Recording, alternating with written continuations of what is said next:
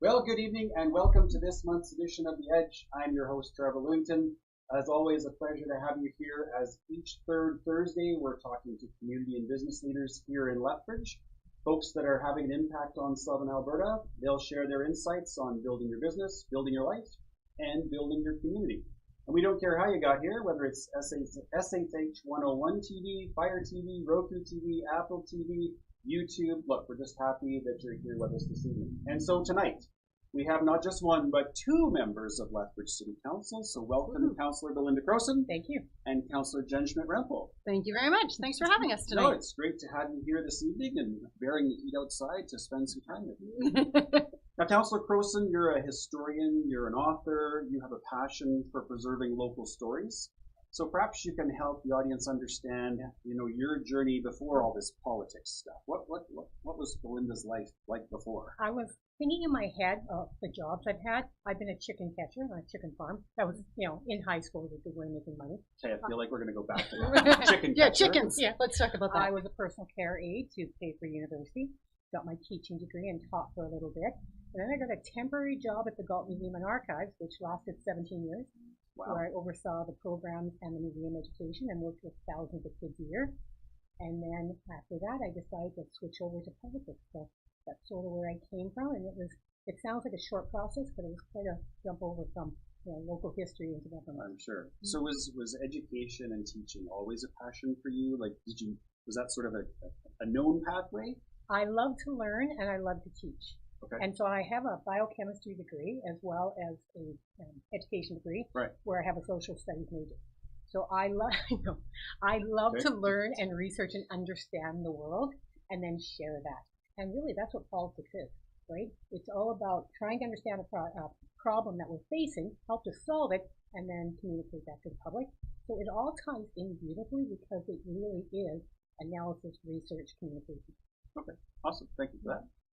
Councillor Schmidt-Rempel, you have owned a number of businesses, still do. You were the life and energy behind Lethbridge Living for a number of years. Can you talk a little bit about your background and sort of life before politics? So it was a long and winding journey.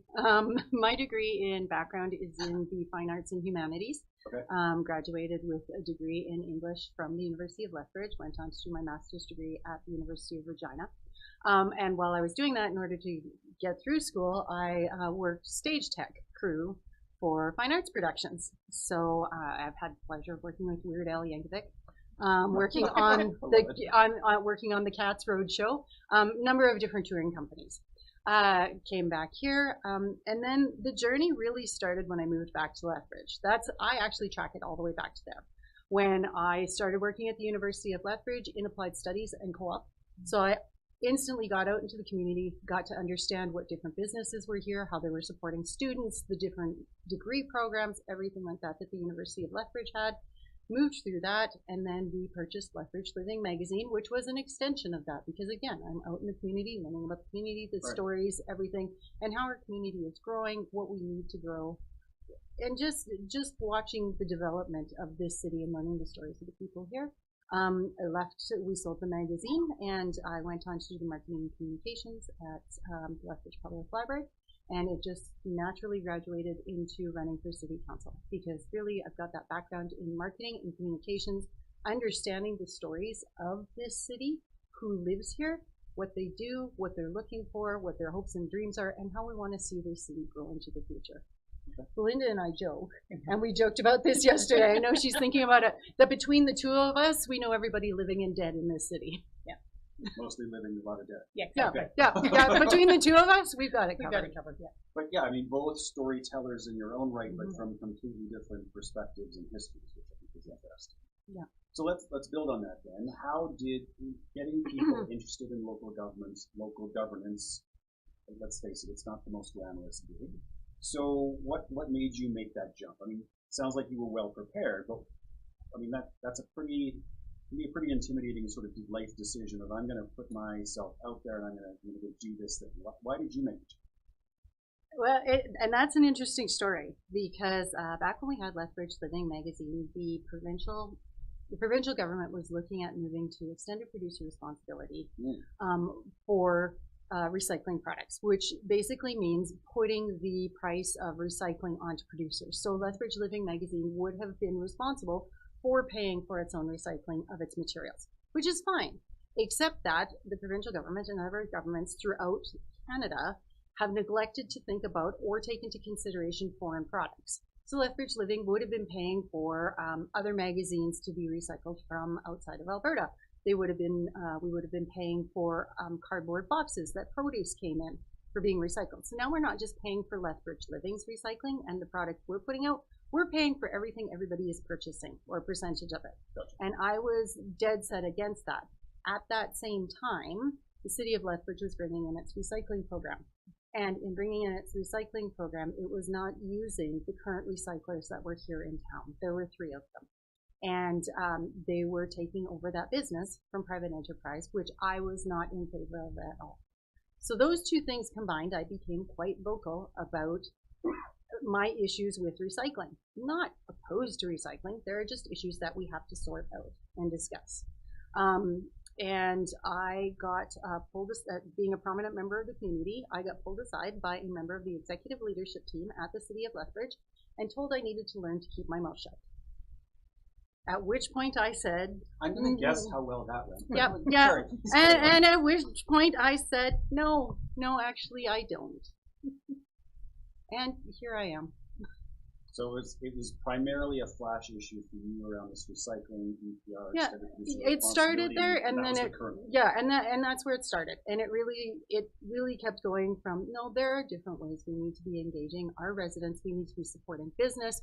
We need to be supporting, that economic development is a passion of mine, and all those forms that we need to support the residents in our community, to make sure our community is a positive place to invest.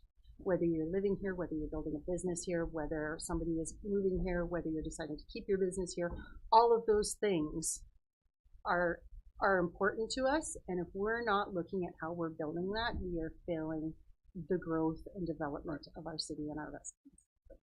And so, Councillor Crowson, was it similar that there was a hot button issue that got you at least down the path, or was it more a different journey? Different. Mine was more gradual. Okay. One of the things that would happen is people on council and in administration would get in touch with me going, we have this issue, can you give us all the historical background? And so I was doing research for people who then take my information and go to make a decision. And it became very obvious, like, I should just be at the table, right? Like a short circuit system. Yeah, exactly. If history is that important to the decisions being made in our community, and this is that valuable, why am I not actually there? So that's where it started. Okay. And yeah, I do also remember some issues. There was a historic building we were trying to save. I'm the only one in the room, and I'm fighting for it. And again, city admin at that time said there are even people crazy enough to try to save this building. I'm sitting here. I'm sitting here. Like I'm right here. here. I'm volunteering. I'm doing my work. And that is the treatment you're going to give me. And so, yeah, some of that also is that kickback where they're like, yeah, no, I'm not going to be treated that way, and you're not going to treat other people that way. Mm-hmm. So I will be at the table. Okay. Awesome. So you've been on multiple terms. This is your second term on the council. Yeah. And so was there anything sort of, now that you look back, like, hey, wait a sec, I was not expecting that, or that's been a real surprise?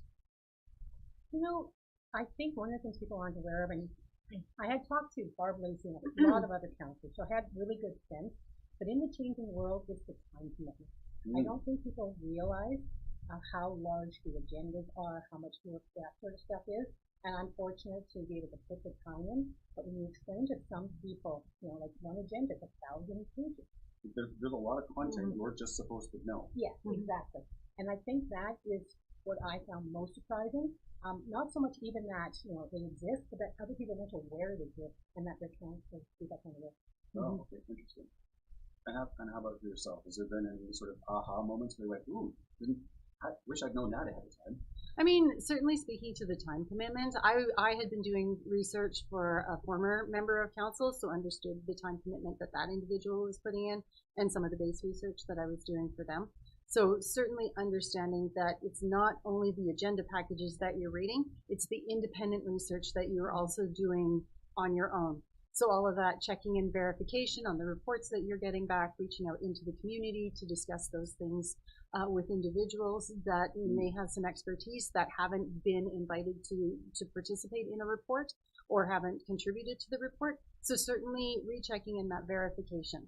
So certainly the time commitment comes in there, and it's really on top of just the reading for the agenda packages. It's also making sure that you are engaged within the community.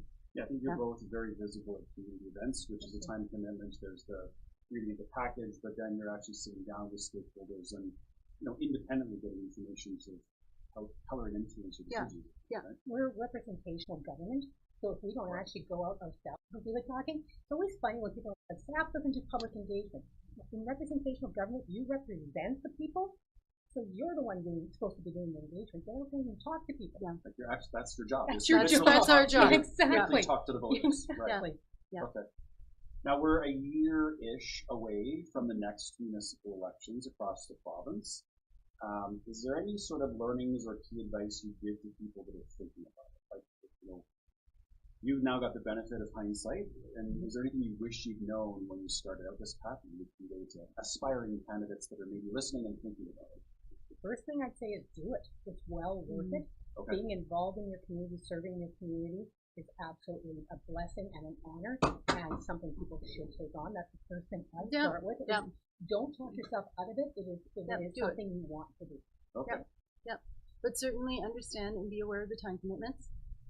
So I do have a motion coming forward on Tuesday to look at workload and commitments, and just to take a look at the job overall, right? It's about understanding and learning about the how to do the job, not the who's at the city, but understanding the how to do the job. Give the MGA a once over at least. No, there is an MGA. Yeah, know that there is an MGA. Municipal Government Act. I was going to say know that Yeah. it stands for the Municipal Government Act. Right. Please take a look at FOIA. Like, just understand some of those foundational documents is what I would encourage people to do. And then I would also encourage people to reach out to us. I mean, I'm more than happy to sit down to talk to somebody about what it is, what questions they might have, what my experience has been like, and just have a discussion about what the day-to-day looks like, what they could do, maybe what they're worried about, anything like that. Like, reach out and have the discussion. And council's emails are available on the Lethbridge.ca website. I think there's a council City's contact. emails are all the same. First name dot last name at Lethbridge.ca. So if you can spell our names, you can find us. So, Yeah.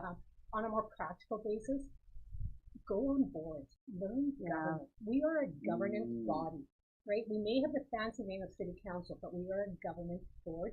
So you need to know how motions are done. You need to know all those sort of things. So serve in your community in advance and do that sort of work. Watch our minutes and read our minutes, watch our meetings, pay attention to those sort of things, and do some community work. Like, if you're not of and part of this community, if you're not caring about this community, why should voters care about you to vote you in? Right. Yeah. So don't look at just that job. Look at what you're doing on behalf of your community as part of running for council. Yeah. Do you think there's a gap between people's understanding of governance versus operations? Like, is that? Oh God, yes. So that's a yes. 100%, yes, all day Yes. long. And it's you know how it is. It's people who serve on councils across the province have that issue, and all kinds of boards. We all struggle with Right, it. we all do. And it is one of the reasons I think city managers pull their hair out, because they're like, my job, your job, because there's many councils who want to meddle in. And it's very hard, and it's not just our council. You're right, it's boards in general, and that kind of training about what governance actually is and your role is vital if you want to do a good job on any council. Yeah, and it's okay to ask questions, but don't get involved in the operations. Yeah, don't get into the weeds. Yeah, and you need- minutia of yeah. day-to-day operations. Yeah, there's nothing wrong with asking, but don't get into the weeds on it. Yeah, you have to know enough questions. Yeah, Right? yeah, you do have to understand it. You just don't get to direct it and Yeah. do it. Yeah. Okay. Now, I mean, I think women in politics sometimes face different barriers, and I look to the recent resignation of Shannon Brooks, our MLA, member of the Legislative Assembly for Lethbridge West, and sort of some of the challenges she faced with public backlash and the machinery of government. Are there challenges that you feel that you both face as women in local politics, or is there anything to that? I think it's getting harder and harder to convince young women to run. So there's definitely more issues that they're seeing. And I don't have a lot of the difficulties I see other people have, but like we meet with other women politicians, and to hear the horror stories of what people deal with is heartbreaking. And so there is definitely a difficulty for many women across the province and across North America. Something like 700 women in Quebec have chosen not to run in the next election. Wow. Yeah, so we're losing some intelligent women, both ones that are retiring and ones who are choosing not to run. And so part of it is just the rise in incivility of politics in general, but a lot of that incivility is directed at women. So, I mean, yes, we hear things we don't necessarily like, but I don't see it as much myself. I don't think. No, and I think in some instances we would push back pretty hard if we got anything. I mean, I don't think we put up with it too. I got a fair bit of weirdness during the campaign, where there were comments on my appearance. Jen, you're overweight and you've got a bad haircut. Now, I did have a bad haircut. I was going through a phase, so I will acknowledge it was a terrible haircut. But someone actually felt compelled to, was it a comment on a post or? Yeah, it was an email and comments on social media posts. And it was more of a, well, this is dumb. Did you, like, go read my website and at least read the policies and criticize me on that. So I did get some comments on that. And overarchingly, that was okay, you do you, I'm going to focus on the work, right? And I know that I will just push back on people who do that, right? And I think too, one of the big things I always remember when I'm sitting at that council table, because there are only 2 women sitting there. Hey, at least I have another one. Yeah, exactly. At least we've got each other. If we're not speaking up, we're failing the women that voted for us. And that's the way everybody who voted for us, but that's the way I look at it. And I've had some young women reach out to me to be a mentor, and I think to myself and remind myself of that every time, that if I'm not speaking up, even some days when I'm tired and just don't want to, if I'm not speaking up, I'm failing them. And again, yes, failing everybody that voted for me. So it's really just keeping that in mind, that people need to see you there because they need to see themselves there. I am, again, historian, right? I went back to somebody like Susie Bawden, who was one of the first 2 women ever elected on her school board. Right. And she was giving a speech in 1924 that she made fun of the fact that you guys say women talk all the time, right? Same thing we're told now. And then she went on to actually address Parliament with, mostly men and say, you guys don't shut up. Like she made a joke of it, and I'm sitting 100 years later being told the same thing. Not much has changed in that respect. And we can't let it stop us. No. So we just got to work through it. And yeah, it's the same thing. Your tone is wrong. You can never cry. You've got to wear mascara. Yeah. Regardless, here's my policy. Tell me what you think about that. The rest, I'm not going to pay attention to. Yeah. Okay. Thank you. So I mean, how do you feel about that? Again, I think it's an important subject because it's hard enough to get people into local politics. But to your point, when we don't have female representation, which is half-ish the population, that's a problem to understand the issues and talk about things. Yeah, I know very well that I've watched male colleagues cry in council. I know I can't. Yeah, right? Because if a woman cries, you are seen differently. So I'm very well aware of that. I'm just also not a crier. I'm much more of an arguer. Where I'm going to go.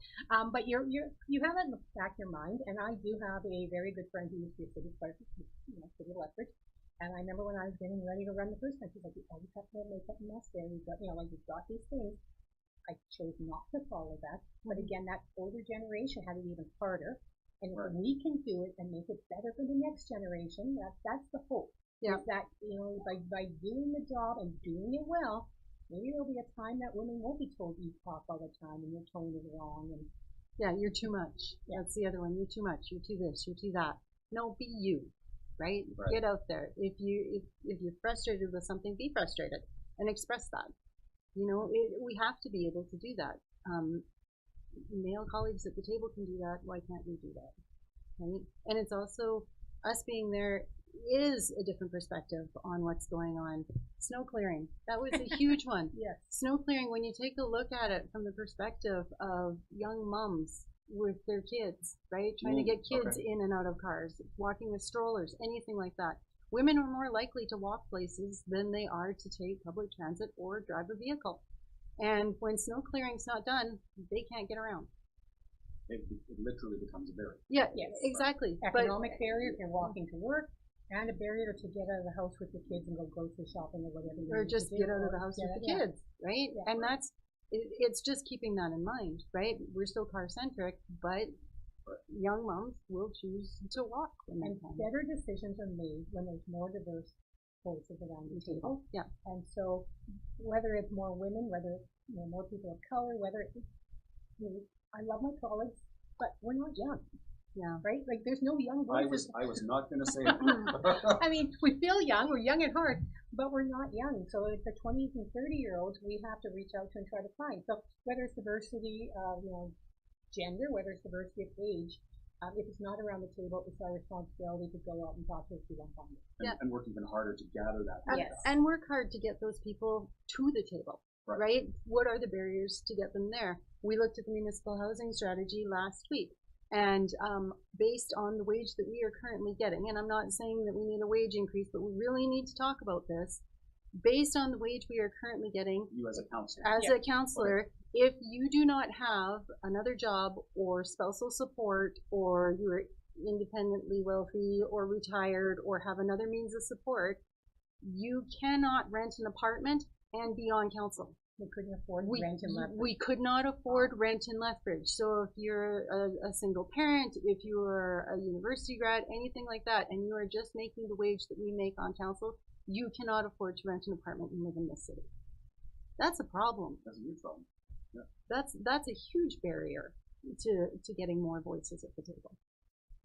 So is there anything that you would like to see happen? And are there barriers that structurally administration can take down, or administration governments? Is it regulatory changes, or is it more just a function of having this conversation, getting out there, exposing that there are female role models or diverse role models, whatever the category the conversation is? What are your thoughts about how to get past that? Well, it's actually interesting. Like we've talked ward systems potentially in Lethbridge, right? What we know from research on ward systems, it can help minorities get elected, because quite often, a minority group new to the community might live in a certain area. So depending on how the wards are set up, so they've seen that might work better, but it doesn't help women get elected because we're all over the community necessarily, right? So there's some pros and cons of things like that you can look into. It also is when your meetings are, and whether or not we meet in the middle of the afternoon. It's hard to work around the job. So if you are in a place in the rural areas that meets in the evening, it's easier to work around. So some of those barriers are there as well. So those are things we need to have conversations as communities. If this is important to us enough, what do we change? Yeah. And that's part of the workload study that I'm bringing forward is, okay, let's start by taking a look at what the actual workload for council is, understanding we're all doing the job differently, but what work are we actually doing? And then let's move from there. Do we look at a different structure of meetings? Do we look at where the gaps are that we're not filling, right? How do we fill those gaps? It's really just starting that foundational building block to how we can move forward. The one with the strange ideas in my head, and this is not something I'm going to push, but council meetings on Saturdays, so you can work Monday to Friday. I'm kidding. Right? But we're thinking out of the box. Sometimes we have to. I'm like, why does nobody actually say, all right, if I have a part-time job, why is it Saturday? Right. Well, and even prior to COVID, remote attendance, if someone was traveling or had another obligation, wherever it was such a strange idea, right? Yeah. But now that's fairly commonplace and accepted generally. Mm-hmm. Yeah, we do need to actually think about how to make it easier. And this is not us, but we have the first woman MP from Lethbridge. We're going to have the first mother in out of Lethbridge, and it's going to be interesting to see. Again, a role model that people can look at. How does she balance those so that other women can look going, I could do that. Right. Yeah. No, that's going to be exciting to see. Yeah. Now, I've always thought about local politics as probably the most important order of government because it's closest to the people, it's closest to the services that people rely on. But can you both maybe speak to sort of the importance of what a municipality does and why city politics? Sometimes I think people go, you're just a city councilor, it's just city government. You're not a provincial legislature, you're not a federal, But in my mind, they've got that order reversed, because, you know, yeah, it's great that we have an MP and they're representing us, but their influence on national defense policy is about this big. Whereas you're one of 9 setting the pace on what you're going to charge me to use my personal property and what I can do with it. Yeah. Through a land use plan. Like, Yeah. that feels pretty impactful. Yeah, the fact that your neighbors decide what you do with your own property might be a conversation we need to continue having. I do a lot of the grade 6 classes, right? Like, you know, the tours. teachers, and so I actually tell them, I'm like, imagine your day, and the moment you make up, when you turn that light on, the city makes sure that electricity gets to your house. We don't trade it, we make sure it gets to your house. You turn the water on, we get you the water. You flush the toilet, we make sure that stuff leaves. Throw something in the garbage, we take care of that. When you leave your house, the roads, the sidewalks, that's us. You go to a park, you go to a museum, you go to a library, that's us. Call 911, fire or police show up, that's us, right? And you just list to them all the things in your day-to-day life that if we go away doesn't happen, and it's an amazingly long list. I remember reading years ago, if federal government disappeared, you figure it out in about a month, right? It's like, you know, provincial government, provincial government maybe a week. We stop doing something, your garbage doesn't get picked up, 5 minutes, we're getting phone calls. 311. People are on the phone asking for, We're the ones that are in your everyday life. And it's certainly bringing that attention. You do the grade 6 classes, but it's also getting that information out to the general public, whether we're doing that on social media, whether doing that through the paper, anything like that. Like, we really do have to make sure that we are communicating out that these are the things that we are doing for this community. Help us continue doing them for us, and if they are not important to you, tell us so that we can make sure we are focused on those things that are important to people who live here. Well, and some of those are bad at marketing. Like, Yes, we are. People don't realize that's a city department. It doesn't have City of Lethbridge on it, but that's us. Helen Schuler doesn't have City of Lethbridge on it. Lethbridge Public Library. Like, right? When you actually think we have over 100 buildings in this city that we use, you know, from the rinks. And we don't run, but we own most of the swimming pools, and on and on. And yes, that is all your city working for you. Yeah, it's visible, but it's not, it escapes people, right? They don't connect those dots sometimes. And we don't have something on the museum and the nature center, but we have it on our Zamboni. Like there's a branding opportunity. I think we could do it better. Okay. We had mentioned earlier there's, you know, a year-ish left to go on sort of your mandate before the next election. Is there anything sort of high on each of your priority lists, as sort of must-do items over the next 12 to 14 months? I think anybody who comes in my office sees my whiteboard of the things I'd like to get done. And what if they mean, I'm passionate, we gotta get housing done, we gotta get land use bylaw done, we have to get a lot of work done on water and wastewater and infrastructure. There's a lot of things, those are 3 off the top of my head, but I could easily give you 10 more, but I know Jen will add ones I'm already thinking of. She also has on her board jaywalking, which I've actually already accomplished. So I've done that for her. Later about more jaywalking? Yeah, but I don't actually. I think jaywalking should be completely illegal. I have to talk about it because jaywalking only became illegal in the 1920s when cars wanted to take over the roads and move everybody else out. Right. And so jaywalking was a deliberate marketing piece by the automobile industry and car sellers and everybody.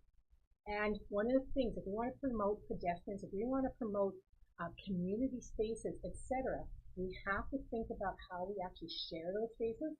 And there are several communities that have got rid of jaywalking to encourage it. Now, you have to do it safely. And again, city administration staff are amazing, but they're worried, of course, somebody's going to die. And right, that's always the thing. Who will think of the children? And somebody will die. Yes. Yeah. Right. And so there's a pushback. And so I haven't, brought anything forward, but jaywalking is on my list of things to have a look at, and maybe not every street. Like, okay, I know you said you break the law, so do I.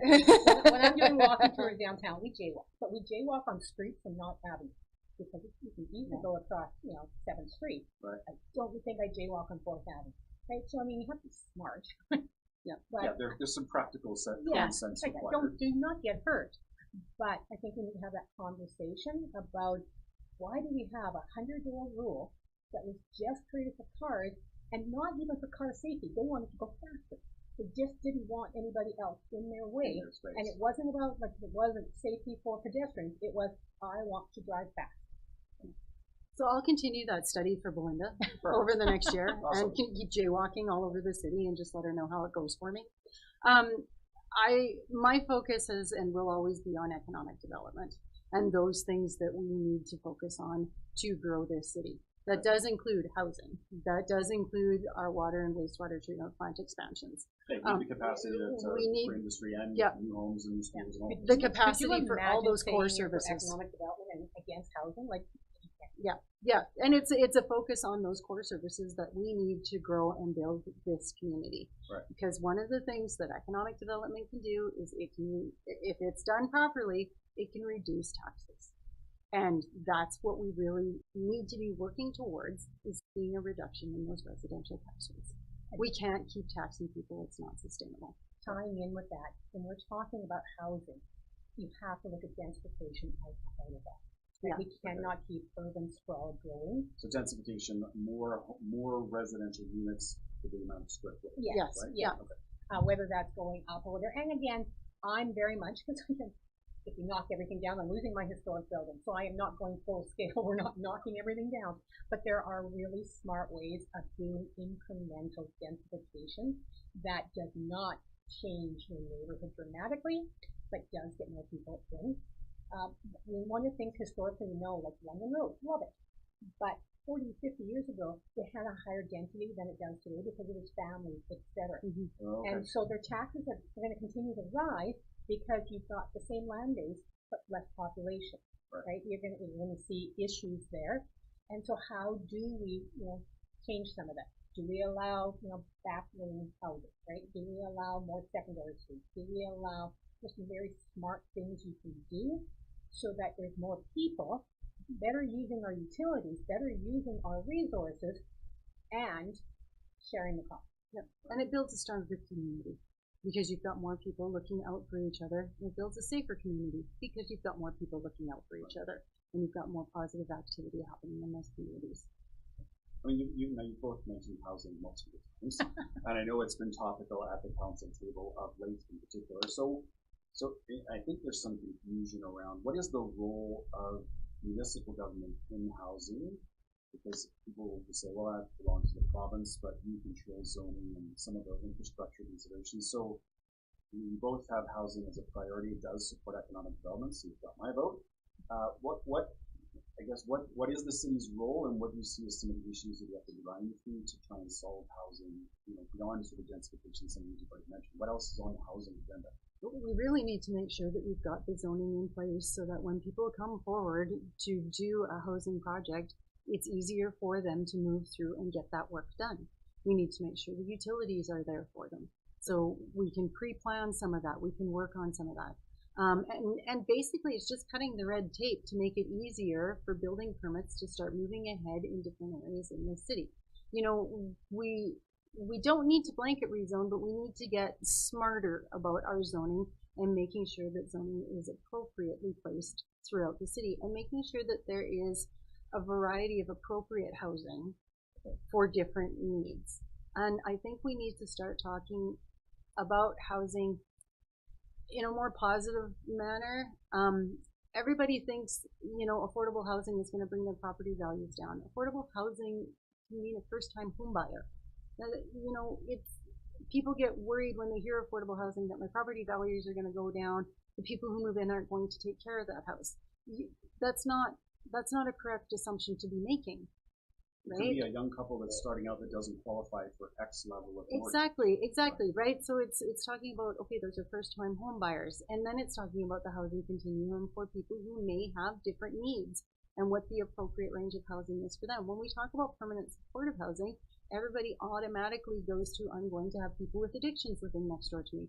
No, that might be an instance where they are supported through their journey, but it might also be it might also be some elderly people with Alzheimer's who have chosen a different way to live with supportive care, right? It's not exactly the same thing. We get this vision in our head of what we think something is, and we're having trouble letting go of it. Right? Row houses does not mean low income housing, right? That's, again, first time home buyers. There's some very nice work being done in those areas. And we really have to get past that. We really have to start talking about that more positively at the council table, but then also making sure that that zoning is in place for people to build different types of housing throughout our community. I think we saw a pretty significant backlash in Calgary when they were looking at this blanket upzoning, anything's allowable anywhere, and a lot of misunderstanding in the community about what it actually meant and what the rule changes were. And you're going to build an apartment building beside my single-family home, and so there's clearly not an understanding of the spectrum of housing. Exactly. Spectrum, yeah. Or that people tell me they want free market but don't trust free market. Because there's that too. Like if your whole neighborhood wants single-family housing, that's what they're going to build in your neighborhood because they want to sell to you. So just because something is allowed doesn't mean it's going to happen, because the developers will be aware of what they're going to sell. So, right, so just allowing something is not the end all. And while all that's important, you were asking earlier what the city can do. Jenn lives in the DF area. I'm in Glendale, in the same neighborhood with two different histories. The DF area wouldn't exist without government. The city gave 125 acres to the federal government for that housing project in the 1940s. And that was entirely done as a veterans land development, right? Okay. So the federal government, knowing that when the vets came home from the war, they need a place to go, and they designed that and planned it for the vets. And what the city did then, and what the city can do now, is provide land. That's one of the things we have, and one of the things we can do. And when you look back historically, the number of lots the city of Lethbridge has throughout our entire history sold for $1 to get housing built is absolutely phenomenal. So the city has those sort of levers that we can do. You don't have to build the house, but you need land to build a house, and we have land. And so that's one of the things you can absolutely do. And the other thing, we saw the TRIP program that we just used, right? One of our incentive programs. And so that is actually where you don't pay the tax on the improved part of it for a certain number of years to incentivize. So the city can do incentive programs around housing. And it's not cash out of pocket for the city, it's deferred revenue in a sense. Yes. Exactly. Right? So there's no cost. Eventually they'll be paying more taxes. You're just not getting that part of it, that incremental part for a few years. So the city can do incentive programs. The city can actually work with the other orders of government to make sure that when they are providing money or have money on the table, that we're shovel ready. And a lot of that, again, does go back to zoning. I know some of my colleagues are sick of zoning, but it does go back to zoning. And I'm a little further ahead than some people on the zoning, because like you look at a place like Houston, 70% of that city does not have zoning. There's 30% where there's controls, and the rest doesn't, and they get things built. You look at Japan, and that's under national control. There are 12 zones for the entire country of Japan. That's it. They have 12 zones, and things get built. Japan has had a population increase, but we don't have a housing problem. And so we have a lot of, one of the other things city has to do is a lot more advocacy, because there's things that can be done provincially and federally that isn't there in place. And it's also making sure that we're in support of the people who are building these houses, whether it is not for profit, because the non-market housing is going to be built either by governments or not-for-profit societies, etc. That's not something developers build, they're in the market. So there's certain housing that governments have to involve, and whether it's provincial, federal, not-for-profit, it's also making sure our regulations make it easy for them to do it, and to help make sure that they're building appropriately. Almost like you should have a housing strategy so they know what needs to be built in our community. Well, and understand the needs, what are the gaps, and understand what leverage you have to pull in. And we have a very significant construction industry in the city. They do amazing. This is what they do. Yeah, and they're ready to go to work. And again, they're chomping at the bit. They know what's going to sell. They're going to build what sells. Now, another topic that seems to come to the forefront a lot is around crime and perceptions of public safety, and there's a lawlessness task force that was created. There's some other. I think it's supposed to be a lawlessness reduction task force. I think they're not trying to create. They're not trying to create lawlessness. It's a reduction task force, and there's some other things that the city has done. Refunding some previous cuts to the police. All those kinds of things. Can you maybe speak to your perspectives on sort of this messaging around crime, but I guess more significantly again, what do you see as the city's role in helping address some of these Can I talk about the cut to the police bill? Sure. A lot of people don't realize this, but you're supposed to do an annual police plan. The police commission is supposed to. Our police commission, and this is past police commissions, did not do an annual plan for 10 years. Which is kind of illegal. And when I first went on council, I kept requesting one, never got one. They had $2 million sitting in one of their accounts, so only the police commission spent it, not council. Right. So council cut the budget by $2 million, knowing they had the $2 million and wouldn't have to cut anything, Okay. as a way of saying, hey, remember that annual plan you're supposed to be doing? We can play hardball too. So that cut was not about cutting the police. That cut was about saying to the police commission, maybe do your job. Interesting. Okay. So now that it's 5 years after the fact, I can say that out loud, because a lot of people, it was not about the police. Okay. It was about, there are some rules that you're supposed to be following, and council is the following person that's going to tell you what to do. But I think people don't even understand the fact that council, politicians don't have direct control and shouldn't probably in our justice system over the police. That's what the police, like there is a segregation of duties there. But the commission has to get the money from council, and they are responsible to council for making sure that they are then doing what they're supposed to do. Thank you for that clarification. And the police commission is doing their annual plan. The police report their annual plan. I sit on the commission now, and we see that annual plan come through, and it was just actually recently presented to council. And it's available on the police commission website as well. Awesome. And the policing annual plan and report is there as well. With regards to crime in the city, from sitting on the commission, and the stats are available on the commission website, our stats from every commission meeting are up there. We are seeing a reduction in crime throughout the city. That crime severity index, which is the much touted index, there's been reductions year over year, right? Yeah, and reductions from last year to this year. So we are seeing those reductions. Are there issues throughout the city? Certainly. But are those crimes coming down? Yes. Are the police force, is the police force coming back up to fuller staffing? Absolutely. They're working very hard. They also have a really good understanding as to what the issues in this community are, and they're building on different ways to address the challenges and issues that we see throughout the city. So they're working very hard on it. Just perception-wise downtown, I spend a lot of time downtown, and I mean, I walked over from the mall to here just now and crossed through Galt Gardens and didn't feel unsafe at all.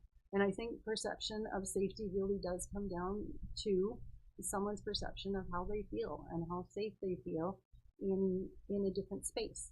And I would never negate somebody's feelings of not feeling safe in an area, but I think we can work with each other to help ourselves feel safe within this community. I would really like to see downtown residents form their own downtown community association. And it's as simple as setting up a website where they can discuss different issues around safety. They can talk about safe walk opportunities.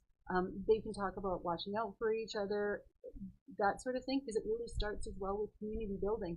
And I think that would be a good initiative for downtown residents to take on and talk a little bit about what work can go on there as well.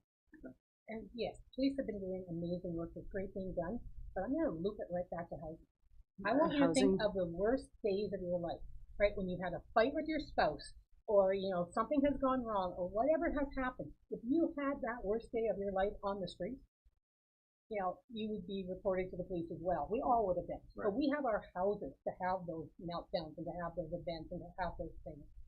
And you want to deal with safety? Let's build supportive housing. Let's build the housing that we need. Let's actually get the services that people need. Let's get all those wraparound support. Yeah, all of that support service. Yeah. Yes. Yeah. And that would affect crime in very quick. Yeah. And so is that being addressed? Is there and again, there's complexity around which government's responsible for what. But is the city doing work in that space? Well, we're going to see when Lethbridge Housing opens up their supportive housing. And that's going to be one of the first ones. And we know we're going to need more of that, but that is just so wonderful to have.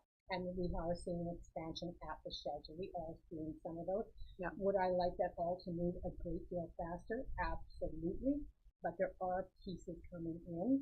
And it does mean, again, provincial, federal government, not-for-profit, city, we need to keep working together and to keep moving forward.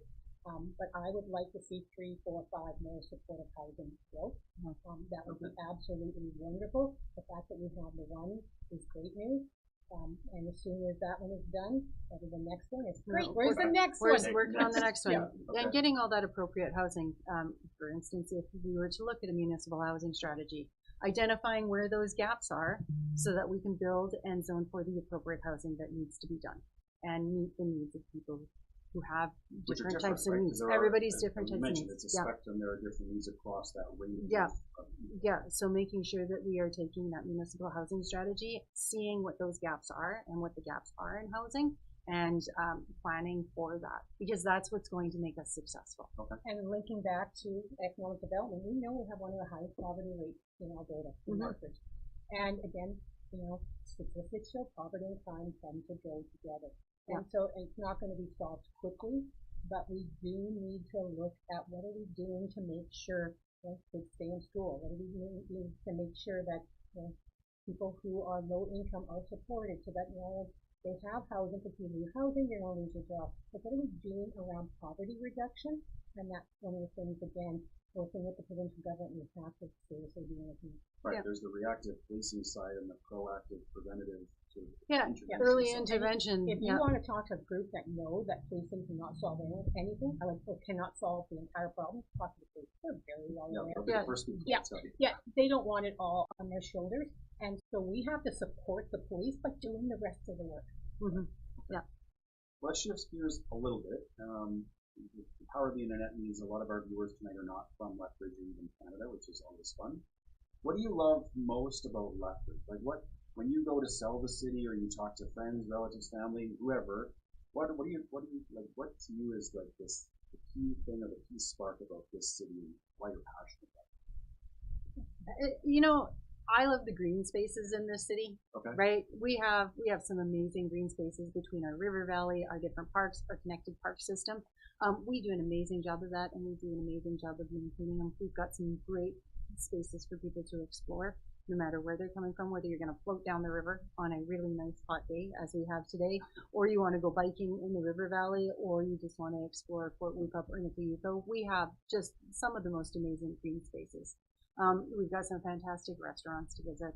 And the people here are fantastic. We have a wonderful community. We may not always agree with each other by any stretch of the imagination, but we have it's a friendly and warm, and it's a very close community. Okay. Right? And it's a good place to be.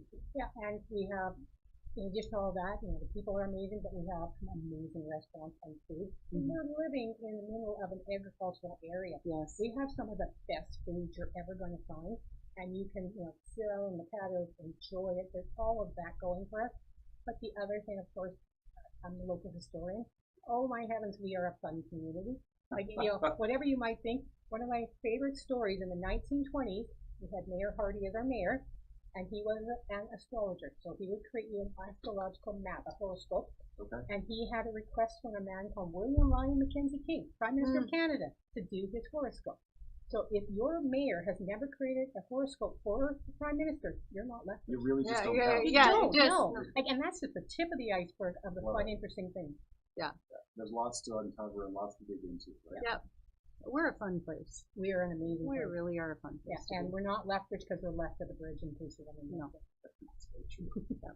Now, you both are in the public eye. I'm sure you deal with your fair share of keyboard warriors. You have these many crazy meetings, lots of demanding packages. How do you balance sort of these public obligations of this job and your own wellness? Like, what do you do to recharge? How do you sort of find that balance of being available and being on versus protecting yourself and taking care of yourself? I have the most amazing family and friends who tell me when I need to shut down. It's like, we're going for coffee. I'm out. Yeah, exactly. Yeah. You're done your day. The other thing is my research. Like, I get to go delve in. I'm going, one of my holidays in August, I'm going to the Provincial Archives to spend 2 days going through court records looking for murder history. Like, to me, that's a vacation. That's a vacation. I get to do downtime and do research and just get into something completely different. So I balance my historical research, and that's where I get to go shut everything off, go do reading and stuff. So for me, that recharges me completely. Yeah. Love it. Okay. I have a phenomenal support network. Okay. I really do. I have a great family, friends, a great support network. And the Boulevard where they break the law. The Boulevard. I've got some great neighbors. My support network, I cannot speak enough about. They are a great team that get me through every day. And then I also spend, because I am within walking distance of Henderson Lake, like Belinda, I am out around, like I clock anywhere between 5 to 10 kilometers a day walking. Again, leveraging these amazing Yeah, exactly. And that's probably why I love the green spaces so much, because I do spend a lot of time in them. So I get out and exercise. I make that a priority, because I know that's what sort of keeps my head straight and on my shoulders, and not spinning. Any day. Well, because it can become all-consuming, right? There's always more things to do, always more meetings to attend. At some point, you just have to fill the box. Well, at some point, the weeds are calling you, and you got to go garden and just leave everything behind. Yes, unfortunately, I've discovered my yard is calling me out. Well, yesterday, I was lucky enough I brought enough peas for everybody to eat yesterday, because my garden is doing really good this year. Excellent. So that's the other thing. There is nothing more amazing than pulling weeds out and just getting your hands into dirt. Yeah. And it's tangible, right? Because you can see the product of the fruits of your labor, as it were, when you're eating those peas. Yeah. I like reading in my backyard. Yeah, that's a good one too. Yeah. And my linden tree's in bloom right now. That's cool. Yeah. And looking at starting other businesses. That's the other thing. What other business opportunities can I start? I have decided in life, never expect to finish your to-do list.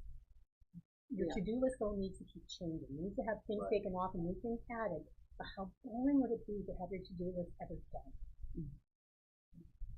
And then what? Yeah. Then you have to create more trouble. I mean,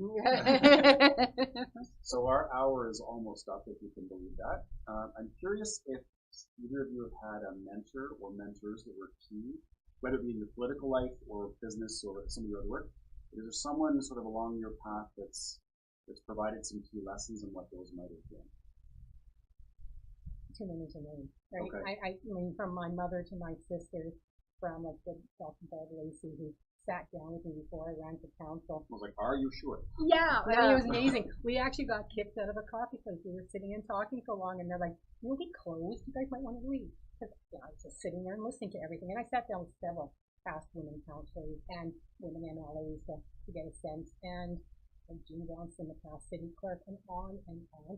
I am blessed by how many people are willing to sit and help and be part of it. And so to name just one would be impossible. There's just so many people, and that's the thing people have to realize. You want a mentor, go out and find one. They're there. Right. And I was thinking the hardest part for me was when somebody asked me to be their mentor, and I'm like, am I now ready to mentor people? I still think I am. But now, we're now mentoring other people, and you have to pay it back, right? You have to pay back, that's but key. There's way too many to name them all. Okay. People are amazing, and if you ask, they were there. But fair to say, mentors have been a key part of your success. You need them. You need them. Yeah. Amazing. Yeah. Okay. Yeah, and there's so many to name. For me as well. Yourself, certainly. I lean on you a lot.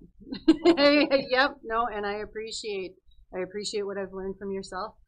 Former Councillor Kaufman, I chat with him quite regularly, and he's been a fantastic mentor in my life as well. Governance. Yes, absolutely. Yes. Just within the business community, Ruth Kelly, who used to run Alberta Venture Magazine. Okay. She was a huge influence on whether I ran for municipal politics or I ran provincially. Sat down with her a number of times at the Alberta Magazine's level, and had some really good conversations with her about public life and about moving forward and what I was going to do next. And there's just so many others. The one thing I really love about mentoring is how those people that I'm mentoring mentor me back. Right? I learned so much from the people who have come to me and said, would you mentor me? And it's like, sure, but you're going to be mentoring me too, because there's just so much I know I can learn from you as well. So yeah, I mean, just off the top of my head, those are a few. And I mean, just so many people. Amazing. Mm-hmm. Any final thoughts you want to leave with our audience? Final word of wisdom, or a final impression, or a final policy idea you want to get out there? What jaywalking is a thing? What's that last message you'd love to leave with our audience? Make the world better. Go and do stuff. Do something. Yeah, don't let incivility, what I have always found is when people accuse me of something, it's often something they're doing or want to do. So ignore the naysayers, hang out with positive people, and make this world better. Yeah. That's good advice. Yeah. Okay. And be yourself while you're doing it. Okay. When somebody tells you you're too much this, you're too loud, you're too abrasive, you're whatever, just stop and be yourself. You know, you can be self-reflective as well and learn and grow, but go out there and make the world better by being yourself. What do they say? Never take criticism from somebody you wouldn't go to for advice. Correct. So I will listen to my family and friends because they will tell me when I've done too much, but the rest, no. Yeah. Thanks, but no thanks. Exactly. Thank you both so much for spending some time with me and having this conversation. Thank you. Yeah, thank you for having us. That is our show for July. Make sure you come back on August the 15th when I'll be interviewing Mike Young, who's the CEO of Northback. So we'll be talking about coal mining in the Crow's Nest Pass, which I'm sure will be a very interesting conversation. Yes. There's lots to talk about there. Remember, every third Thursday of the month, we're talking to community and business leaders, trying to figure out to give you advice and insights to help you build your community, build your life, and build your business. Thanks for being with us.